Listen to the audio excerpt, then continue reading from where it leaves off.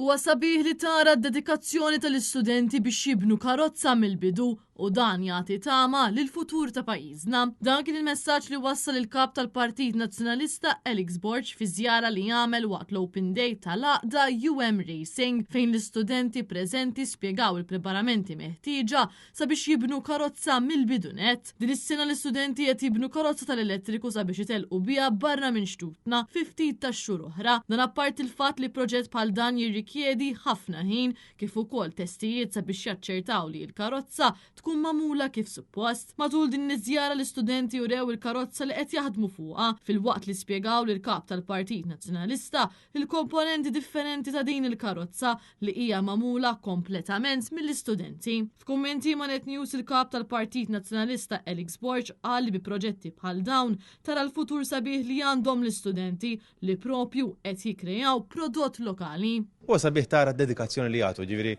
warajna hawn il-preparamenti li qed jagħmlu fuqha kollox in-house, hija dik l-iktar ħaġa impressjonanti li kollox jagħmlu huma. Ġiraw ħafna minnhom mechanical engineers, electrical engineers, aw minnu fil-computer science, aw studenti li m'għandhom x'jaqsmu mal-inġinierija, ġifieri hawn minnu qiegħed fil-law course, aw ġifieri.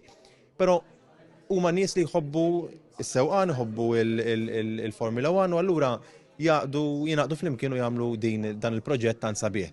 Proġett li huwa prodott lokali, huwa prodott mill-istudenti tagħna u jagħtik ħafna kuraġġ illi l-futur tal-istudenti tagħna huwa sabiħ ħafna. Net News kellem ukoll mal-President tal-UM Racing Mattias Zammit li qal li din l-għaqda għandha studenti minn fakultajiet varji saħansitra hemm studenti li qed jistudjaw il-kors tal-liġi kif ukoll tal-farmaceutika. Bħala preparazzjonijiet hemm both aspects ta' engineering u wkoll management. So għandna challenges fejtlu logistics, management ta' team, human resource management, nħajru membri ġodda, kif ukoll l-aspett ta' actually nibnu karozza, nagħmlu simulations, niddiżinjaw l-affarijiet, nimmanufatturawhom, nfittxu għal sponsors, so collective, ħaġa kollettiva bej ħafna membri minn fakultajiet differenti, so għandna engineers fit-team, għandna min wieħed fil-liġi, min wieħed pharmacy, jiġifieri jekk tħobb motorsport u tista' tħol fit-team xaġa nsibu żgur. Intant għal din iż-żjara l-kap tal-Partit Nazzjonalista kien akkumpanjat mix-Shadow Ministers Ryan Kallus, Mark Anthony Sammut, Rebecca Borch, Stanley Zammit, Justin Xkembri u Bernice Bonello.